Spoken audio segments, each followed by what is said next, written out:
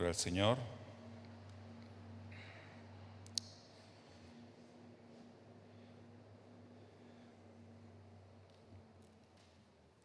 Estamos preparados para meditar en la palabra del Señor. Y vamos a leer Éxodo 36, verso 1. El versículo 1 de Éxodo 36.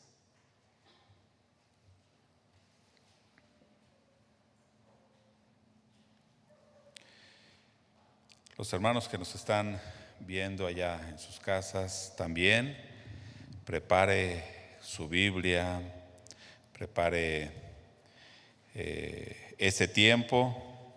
A lo mejor se quedó porque tenía muchas cosas que hacer, pero aparte ese tiempo para escuchar también la palabra del Señor. Gloria a Dios. ¿Ya está ahí en Éxodo 36, verso 1? Amén. Vamos a leerlo todos juntos. Dice así la palabra del Señor. Así pues, Bezaleel y Aholiab y todo hombre sabio de corazón, a quien Jehová dio sabiduría e inteligencia para saber hacer toda la obra del servicio del santuario, harán todas las cosas que ha mandado Jehová. Gloria al Señor. Recordemos que en el capítulo 25 en adelante, ¿qué es lo que habla la Biblia? ¿De qué nos habla el libro de Éxodo? De las instrucciones que Dios da acerca del tabernáculo, ¿verdad? De cómo deberían construirlo, de cada detalle, de cada parte del tabernáculo, de cada utensilio. ¿Sí recuerda? Desde el capítulo 25 que venimos meditando, Dios le va diciendo cosa por cosa lo que deben hacer. Y en el capítulo 35 hasta el final, hasta el capítulo 40, ¿de qué nos va a hablar? De la construcción del tabernáculo, ¿verdad? Cuando ya el pueblo comienza a realizar la obra de la construcción del tabernáculo, traen sus ofrendas, empiezan a construir lo que Dios les había pedido. Recordemos un poquito lo que significaba el tabernáculo. Era Dios habitando en medio de su pueblo, ¿verdad? Si se acuerda, era un símbolo físico de que Dios estaba habitando ahí. Bueno, pero ¿quién debía construir ese tabernáculo? Aarón y sus hijos. ¿Quién debería construir el tabernáculo?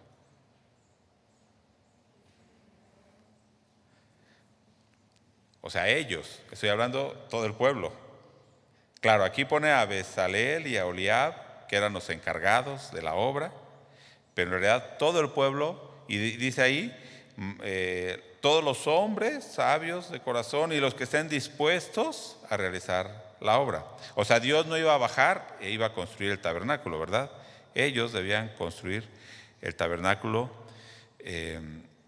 ellos debían edificar ese santuario. Entonces hoy vamos a hablar algo acerca de eso y les invito a que oremos para que también Dios nos hable.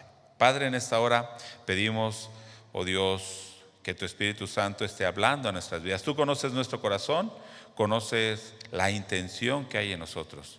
Pedimos, oh Dios, de que tú toques nuestra mente, nuestro corazón, que tu Espíritu Santo obre en nosotros, Padre, y que abras nuestros oídos, nuestros ojos espirituales, nuestro entendimiento para poder comprender tu palabra y para ponerla por obra. Dios, gracias te damos en esta hora. Oramos en el nombre de Jesucristo. Amén. Ok, como ya vimos, para esta obra que Dios había dado al pueblo, llama a personas por nombre y los llena de su espíritu, les da sabiduría para realizar la obra, ¿cierto o no? Vamos a ver ahí el capítulo 35, verso 30. Estoy leyendo versos que prácticamente dicen lo mismo. 35:30. Y dijo Moisés a los hijos de Israel: mirad, Jehová ha nombrado a Bezaleel, hijo de Uri, hijo de Hur, de la tribu de Judá, ¿Y qué ha hecho con él, hermanos? Lo ha llenado del Espíritu de Dios en sabiduría, en inteligencia, en ciencia y en toda arte. ¿Qué hizo Dios? Lo llenó de ¿qué? Sabiduría, inteligencia para realizar la obra.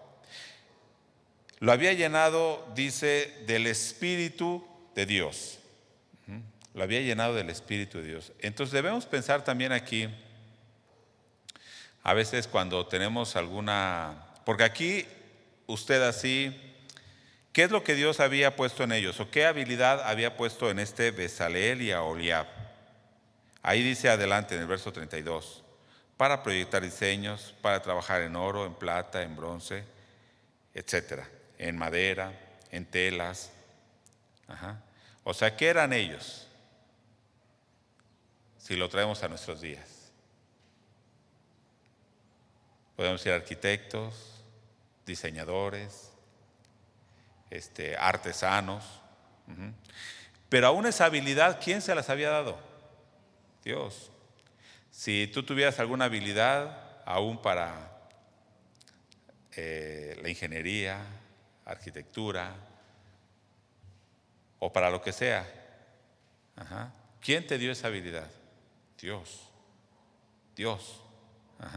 Si eres muy bueno en matemáticas, en español, historia, química, física. De hecho, aún en los que no creen en Dios, en los que están allá afuera, hay una gracia que Dios ha dado, para empezar, dándoles vida, pero después también en darles habilidades. Por ejemplo, algún doctor que descubre la cura para alguna enfermedad. Dios dio esa gracia. Bueno, Dios los había elegido a estas personas por nombre. De hecho, desde el capítulo 31, no vamos a ir al capítulo 31, en el verso 2, también le dice Dios, mira, yo he llamado por nombre, ahí sí específicamente dice, por nombre a Bezaleel y después también a Aholiab. ¿Sí? Al igual que a nosotros, hermanos, Dios nos ha llamado por nombre. Eso debemos tenerlo bien, bien presente. Porque no es por casualidad que estemos aquí. No es de que Dios llamó a todos nosotros, y sí nos llamó a todos nosotros, pero nos llamó por nombre, a cada uno de nosotros en particular. Ahora, me llamó mucho la atención el nombre de Bezaleel y Aholiab. Bueno, aparte de que son raros, pero eso no me llamó la atención. Me llamó la atención lo que significan esos nombres. Bezaleel significa en la sombra de Dios, o en la protección de Dios. Bezaleel, el que iba a estar encargado de construir ese tabernáculo, su nombre, ¿qué significaba? Que estando ese santuario ahí, ellos estaban ¿qué? Bajo la protección, bajo la sombra de Dios. Y también Aholiab significa tienda de acampar o morada o tabernáculo o casa de su padre. O sea, Aholiab significa morada de su padre. ¿Y quién era el padre de ese pueblo de Israel? Dios. ¿Qué estaba diciendo? Que ellos iban a construir una morada para el Padre. Dios quería habitar ahí. Pero aún para esto Dios los llena de su espíritu, ¿cierto o no?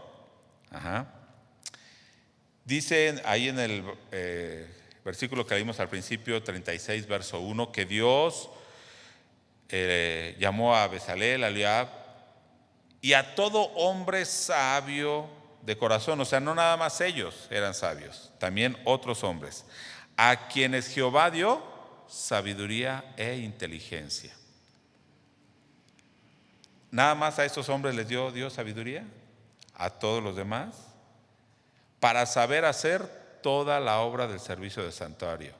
Pero fíjese, ellos eran muy hábiles, ellos eran muy ingeniosos, ellos tenían una habilidad para hacer todo eso. Entonces, lo que iban a hacer, iban a construir, lo iban a hacer de acuerdo a lo que ellos quisieran, como a ellos se les ocurriera, de acuerdo a su gran inspiración. Recuerdo hace ya muchos años, escuchaba yo a un predicador muy famoso, no voy a decir su nombre, para que no lo deje en mal. Es un argentino, pero es muy famoso, así que... Pero él decía, no importa que Dios no te haya pedido algo, tú hazlo para Dios. Si es para Dios, tú hazlo, no importa que Dios no te lo haya pedido. ¿Será correcto eso? Según la Biblia, no. Estás construyendo en arena. Estás construyendo en arena. Bueno, ¿cómo termina ese verso 1? Harán todas las cosas que ha mandado Jehová. Dios te dio sabiduría, Dios te dio inteligencia, Dios te hizo sabio, pero vas a hacer todas las cosas que ha mandado Jehová y como Dios lo ha dicho. A lo mejor ahorita está meditando. ¿Y qué es lo primero que dijeron? Esto ya lo meditamos. Porque primero en el capítulo 25 iba diciendo todas las cosas y luego en el capítulo 36, por ejemplo, lo vuelve a repetir y cosa por cosa. Pero ¿por qué nos dice esto? Porque nos está mostrando que ellos hicieron exactamente lo que Dios les había dicho. No hicieron ni más ni menos. Eso es lo que nos está diciendo. Dios les dio sabiduría para hacer toda la obra que Dios mandó. No solamente dijimos ya a Bezalel y a Oholiab, sino a todo hombre sabio. Pero también en el versículo 36, en el verso 2, Moisés llamó a Bezalel y a Oholiab y a todo varón sabio de corazón. Pero ¿qué dice después? En cuyo corazón había puesto Jehová sabiduría. Y después todo hombre a quien su corazón le movió a venir a la obra. O sea, ¿qué nos quiere decir aquí? Todos los que estaban, ¿qué? Dispuestos a trabajar en la obra de Dios. ¿Sí? Esa disposición Dios la ha puesto en nosotros. Pero luego nosotros, ¿qué hacemos? Nos resistimos, ¿verdad?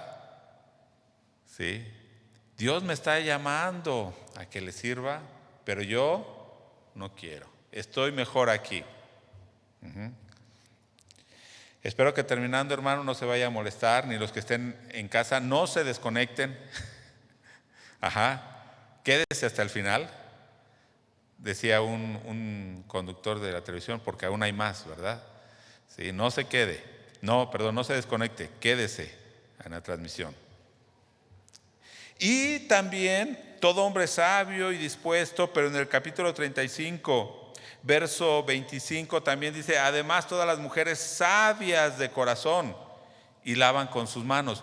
No solamente hombres, también las mujeres sabias. Pero sí se da cuenta cómo menciona la Biblia a los hombres y a las mujeres que estaban trabajando en la obra del santuario. ¿Cómo? Sabios. Y entonces los que no quisieron trabajar en la obra no fueron sabios, ¿verdad? No fueron sabios de corazón. ¿Qué es la sabiduría? Vamos a ir pensando un poquito, ¿no?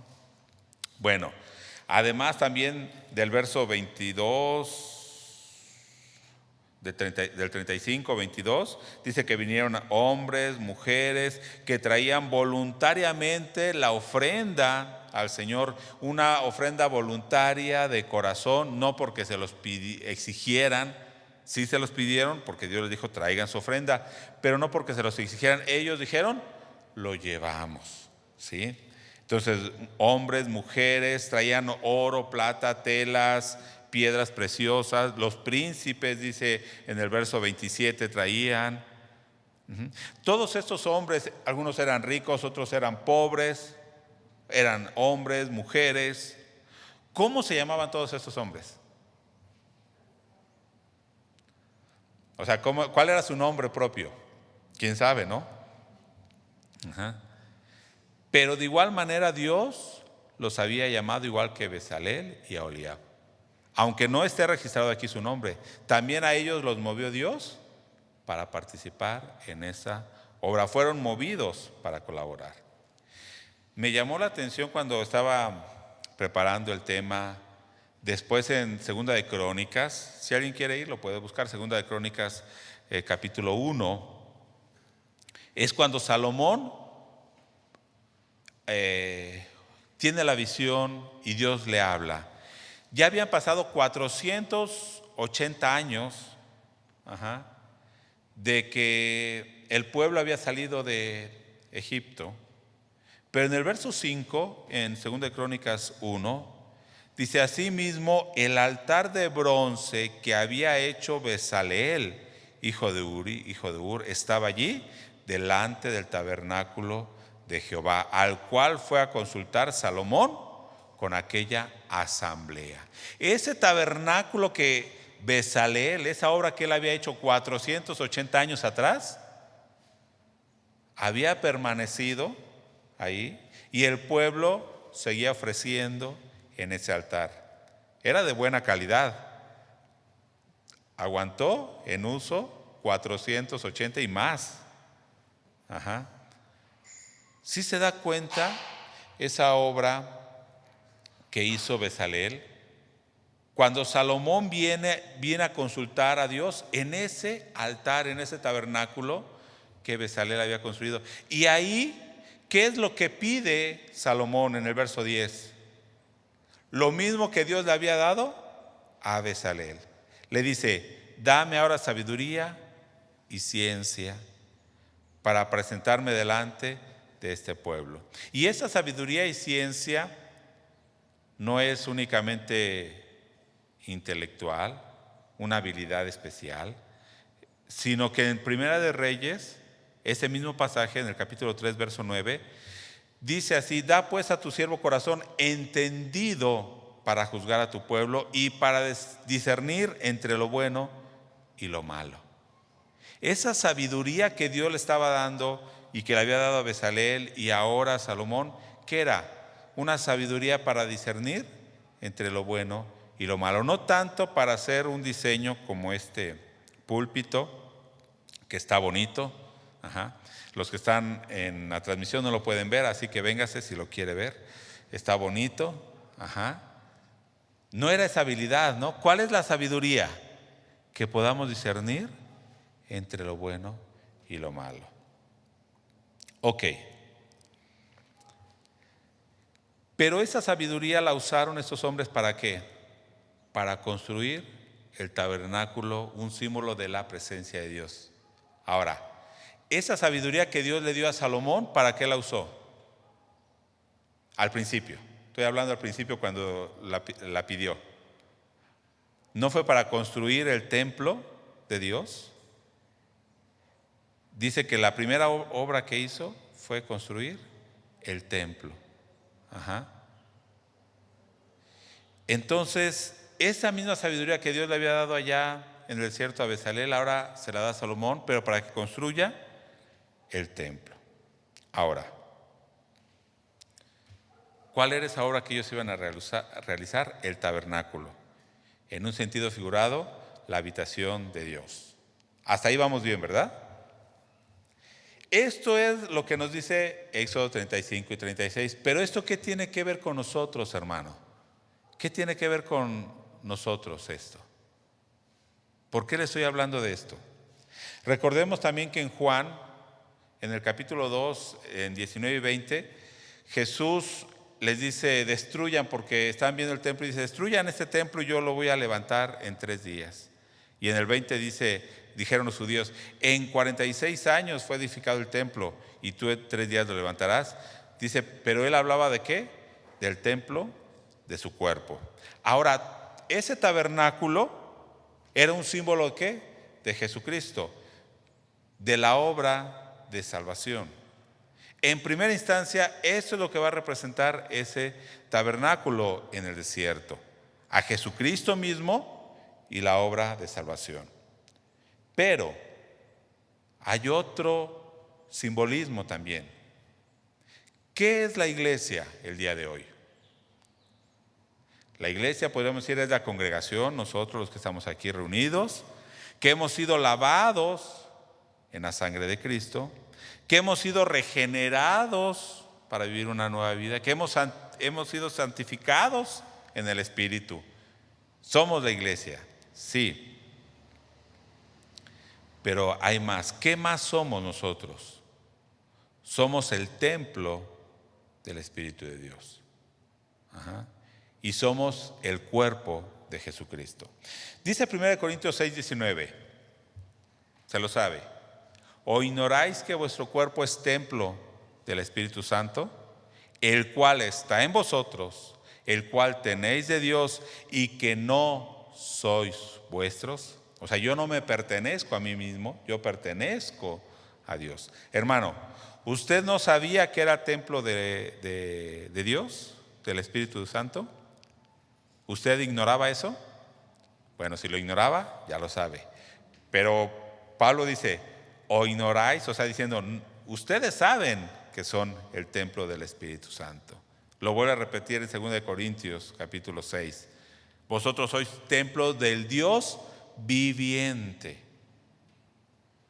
¿Estamos conscientes de eso? Amén. Bueno, ahora voy a ir trayendo un poquito esta idea, aterrizando un poquito esta idea. Pasamos más de un año sin poder reunirnos, ¿verdad? Sin poder congregarnos. ¿Y qué pasaba en nuestro corazón todo ese tiempo? Añorábamos estar aquí en el templo, ver a los hermanos. Esperábamos que ya se abrieran las puertas del templo para poder reunirnos. Y hasta posiblemente algunos dijeron, no, exageran en haber cerrado, porque muchos templos nos cerraron, entonces ustedes están exagerando. Muchos sí cerraron y muchos, no sé si ya todos abrieron, aún siguen cerrados. Yo creo que eso no es lo importante. Cada uno tomó decisiones. Lo importante es ahora que ya se abrió, ¿qué pasa con los hermanos que no quieren reunirse? Ajá. A lo mejor muchos de los que no quieren reunirse es de los que decían, ¿cuándo van a abrir ya? Ya quiero ir. Y se abre el templo y, oh, sorpresa. Ajá, son los que no vienen, ¿verdad? Uh-huh. Posiblemente los que dijeron, no, ya deben abrir. Ajá. Son los que ahorita me están viendo en casa. Por eso dije, hermano, no se desconecte, los que están allá en casa. No se desconecten. Ajá. Porque este mensaje es para usted y para nosotros y para mí. Ajá. Porque esto ya lo estuvimos meditando y yo lo estuve meditando y Dios me hablaba. Uh-huh. Y a lo mejor ya nos adaptamos a quedarnos en casa y es más cómodo, seguramente, quedarme en casa y desde ahí ver el culto, ¿verdad? Pero no es lo mismo. Nunca va a sustituir el ver el mensaje, alabar a Dios desde el celular que estando en la iglesia. Y ahorita lo vamos a ver bíblicamente. Uh-huh. Nunca va a sustituir eso. En Efesios 1, ¿cuál es el propósito de Dios? Versículo 9 y versículo 10. Efesios 1. Dice, dándonos a conocer el misterio de su voluntad según su beneplácito. Nos dio a conocer ¿qué? Su voluntad, un misterio, el cual se había propuesto en sí mismo. Era un propósito que Dios tenía desde antes de la creación del mundo, desde la fundación del mundo. Y en el verso 10 dice, ¿cuál era ese propósito? De reunir todas las cosas en Cristo, en la dispensación del cumplimiento de los tiempos. Así las que están en los cielos como las que están en la tierra. ¿Cuál es el propósito final de Dios? Reunir todo en Cristo. Él quiere tener comunidad. Tenemos un Dios que está en comunión, Padre, Hijo y Espíritu Santo. Y a nosotros como iglesia nos está invitando a participar en esa comunión. Y el libro de Juan habla mucho de eso. Primera de Juan también nos habla mucho de esa comunión que debemos tener con el Padre y que debemos tener con la iglesia. No podemos decir, tengo comunión con Dios, pero no con iglesia.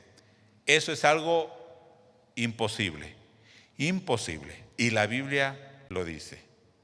¿Cómo podemos decir que amamos a Dios, a quien no hemos visto, cuando no amamos al hermano, al que vemos? ¿Cómo podemos decir que tenemos comunión con Dios al que no hemos visto cuando no tenemos comunión con el hermano que estamos viendo. Y la iglesia está cumpliendo o debe cumplir ese propósito anticipado de Dios. ¿De qué? De reunir todas las cosas en Cristo, en unidad, sea judíos, gentiles, hombres, mujeres, ricos, pobres, de todas las razas, de todas las edades. La iglesia, nosotros debemos cumplir esa función de reunir todo en Cristo. Entonces, como ya vimos, en primera instancia nosotros ahora somos el templo de Dios. Pero este templo individual, cada uno de nosotros, ¿cómo es? Imperfecto.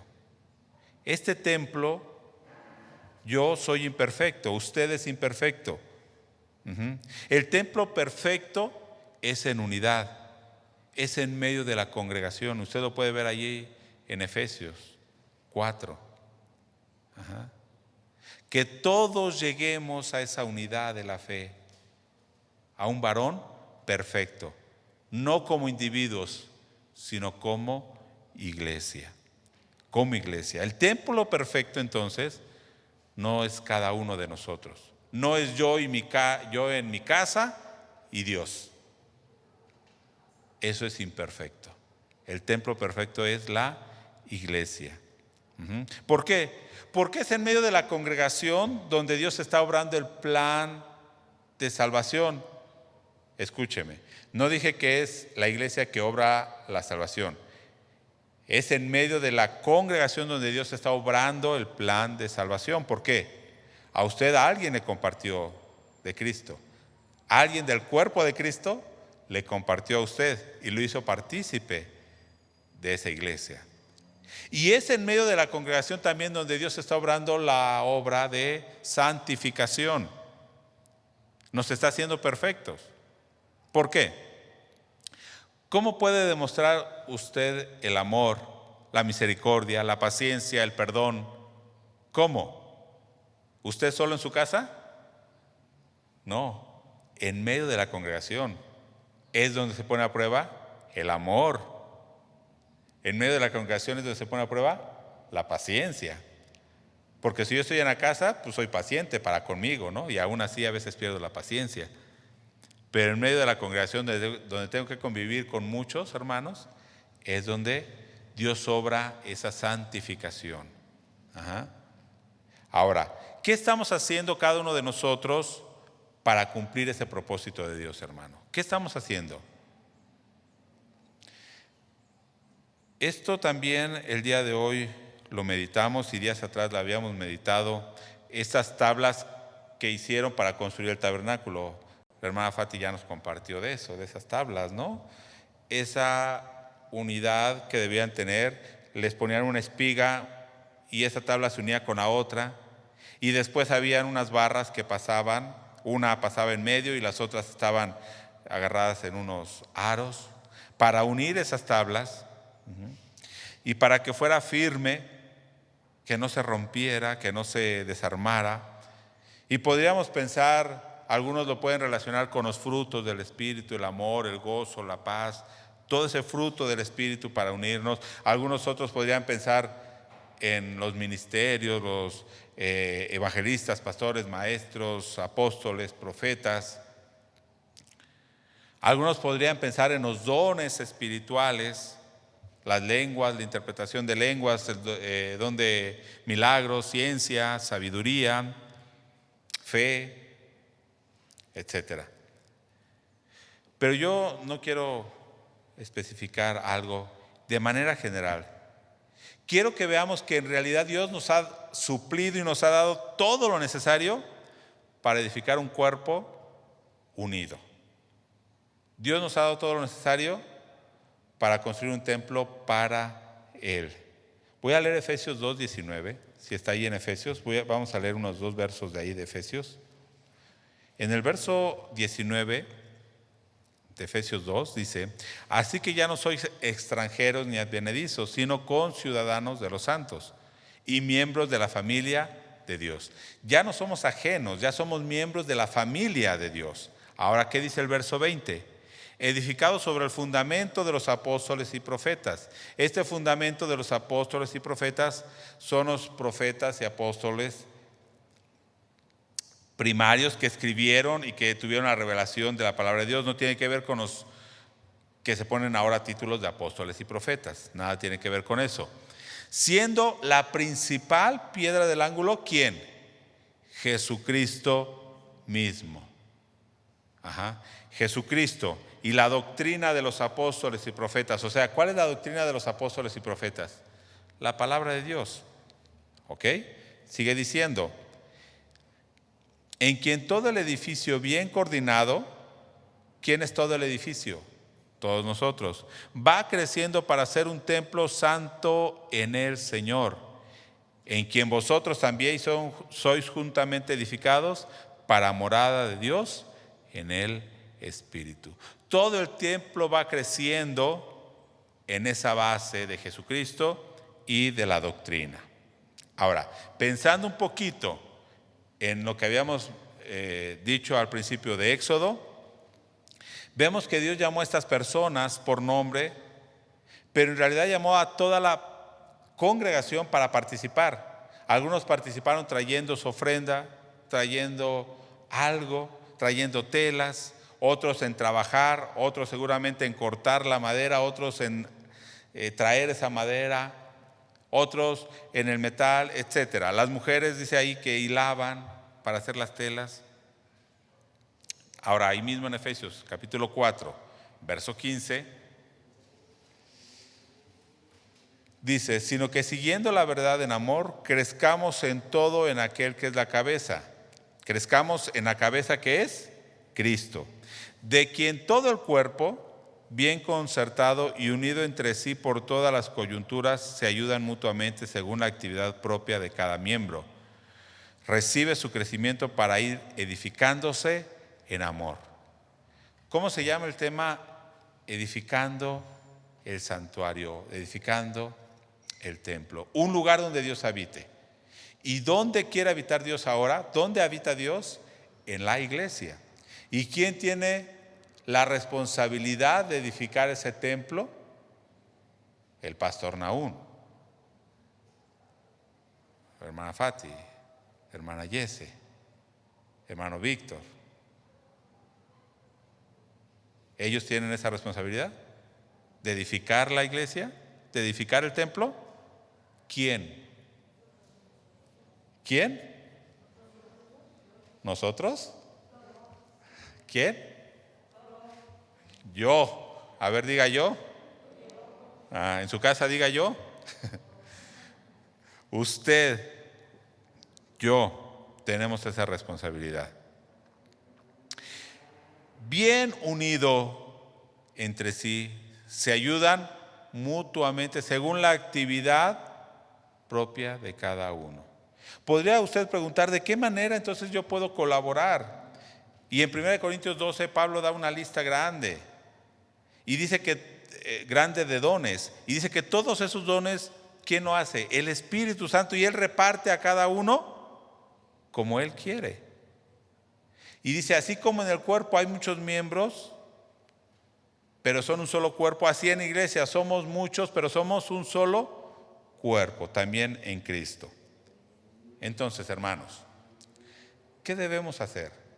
Debemos poner nuestros dones, nuestras habilidades, nuestra sabiduría, y ahora estoy diciéndolo mal, porque no es nuestro, es de Dios, la sabiduría de Dios, la habilidad de Dios que Dios te dio, el don que Dios te dio, lo debes poner al servicio ¿de quién?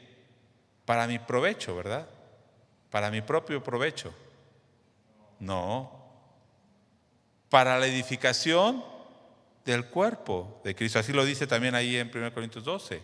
Es para provecho y edificación del cuerpo de Cristo. ¿Sí? Muchas personas usan lo que Dios les dio, ¿para qué? Para ellos mismos. Y quiero leer Hebreos también 10:24, que dice, y considerémonos unos a otros para estimularnos al amor y a las buenas obras. Y el versículo 25, no se vaya a molestar, es la Biblia. No dejando de congregarnos como algunos de otras iglesias tienen por costumbre, sino exhortándonos, y tanto más cuanto veáis que aquel día se acerca. ¿Qué dice? No dejando de congregarnos. Lo primero para que tú puedas edificar el cuerpo de Cristo, ¿qué es? Estar en el cuerpo. No puedes edificar el cuerpo si no estás. Entonces, lo primero que necesitas hacer es congregarte, ¿no? Alimentarte, estar en comunión. Y después usar los dones que Dios te ha dado para edificar el cuerpo de Cristo. ¿Quién es el que edifica ese templo? Sí, Dios. Dios es el que edifica el templo. Pero Él nos da lo necesario a nosotros, dones, ministerios, funciones, recursos, etc. Nosotros somos los que debemos trabajar, edificar el templo de Dios. ¿Quién es la mano de Dios? Nosotros somos sus manos. ¿Por medio de quién habla Dios? Por medio de usted. Entonces ahí pregunte, como dice la Biblia, no puede salir de una fuente agua dulce y agua amarga, ¿verdad? No puede salir bendición y maldición. Por medio de usted habla Dios. Por medio de sus manos ama a Dios. Somos sus manos, recuerdo un canto de hace mucho tiempo, somos sus manos, somos sus pies. Somos un cuerpo, somos hijos del Señor, algo así decía. Hermanos, nosotros somos los que debemos trabajar en la obra de Dios. Entonces, Dios nos ha dado su Espíritu para edificación, para provecho. Ahora, ¿por qué estoy compartiendo esto? No porque, digamos, yo no quiero hacer las cosas. Nosotros compartimos la palabra, estamos estudiando, pero no le tenemos miedo a barrer. Usted, a ver, ¿quién tiene miedo a las alturas? ¿Le daría miedo a subirse a cambiar una lámpara? Hermano, ¿sí? Hermano, sí le da, hermano Javier le da miedo, dice. Está muy alto. Entonces, cuando se funde la lámpara, ¿quién la tiene que cambiar? Yo, ¿verdad? Yo. Y literalmente lo hemos hecho nosotros, lo hemos cambiado. Nosotros las cambiamos. Y luego se acuerda que se metía el agua por ahí cuando llueve muy fuerte. Hay que impermeabilizar. ¿Y quién lo tiene que hacer? Pastor Naún y yo. ¿Le tenemos miedo a eso? No, hermano. Lo hacemos. ¿Pero somos nosotros el cuerpo? No. Seguramente hay personas que tienen esa habilidad. Hace como 3 semanas subimos, ¿verdad? Y apenas ahorita me estoy sintiendo ya bien, que todavía estoy pagando las consecuencias de haber estado todo el día agachado. Con dolor en la pierna y nunca había experimentado ese dolor de ciática. Y 3 semanas y apenas me estoy componiendo. Pero no le tenemos miedo, lo hacemos. ¿Pero es esa la voluntad de Dios? No, hermano. Ahorita aumentó mucho el trabajo. Se necesitan personas que estén aquí en las cámaras, personas que estén allá transmitiendo, personas que estén en el audio. Bueno, eso estoy poniendo por ejemplo. Pero se necesitan más personas que estén compartiendo con hermanos que están conociendo de la palabra de Dios, que estén acompañando hermanos nuevos que se han convertido. ¿Quién lo va a hacer, hermano? ¿Quién lo va a hacer? No diga otra cosa. Hace rato usted lo cantó. ¿Qué cantó hace rato? Heme aquí, yo iré, Señor. envíame a mí, que dispuesto estoy. Bueno, eso es cantar. Está bonito el canto y pues me uno al canto. Pero hermano, si le dicen, hermano, hay que hacer esto, ¿quién dice yo? Ajá. Jóvenes, ¿quién dice yo? Usted tiene fuerza. Ya nosotros ya no tanta como antes. Ajá. Pero estamos dispuestos. Y hermano, ¿qué va a hacer entonces? ¿Poner su vida al servicio de Dios? Porque usted es parte de este templo. Y aquí lo que nos está hablando Éxodo es que Dios está invitando a todos los de corazón dispuestos a edificar el santuario para Dios. Le está hablando a usted, me está hablando a mí, para que edifiquemos el cuerpo. Ahora la iglesia es el cuerpo de Cristo y debemos edificar. ¿Qué hará con las habilidades y dones que Dios le ha dado? Debemos colaborar en la edificación de ese santuario para Dios, ese templo santo para Dios, un cuerpo donde Dios sea glorificado. Ajá. Le puse ejemplos prácticos, pero es en todos los sentidos, hermanos. Ajá. Ayudando al hermano necesitado, orando. Ajá. Cuando hay que hacer algo, estamos ahí.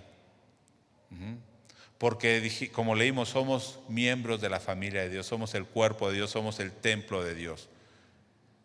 Entonces, ¿quién debe edificar este templo? Yo. Póngase en pie. Y los que digan yo, digan al Señor, Señor, aquí estoy. Hermanos que están en casa, también usted. Es tiempo ya de edificar ese templo, ese cuerpo que somos nosotros. Es tiempo de congregarnos ya. Ajá. Hemos abierto las puertas y ahora, le vuelvo a repetir, no se quede en casa, véngase al culto. Oremos. Padre, en esta hora tú nos has hablado, Dios. Perdónanos si hemos menospreciado lo que tú nos has dado.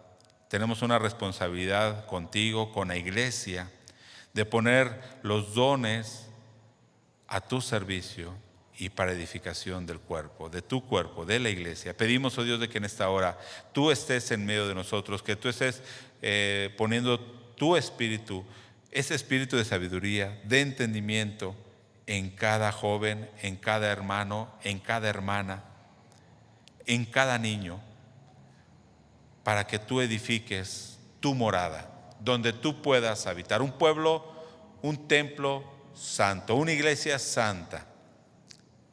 Henos aquí, oh Dios, estamos dispuestos a cumplir tu propósito, a realizar tu obra, no conforme a lo que nosotros queremos, sino conforme a lo que tú quieres, Dios.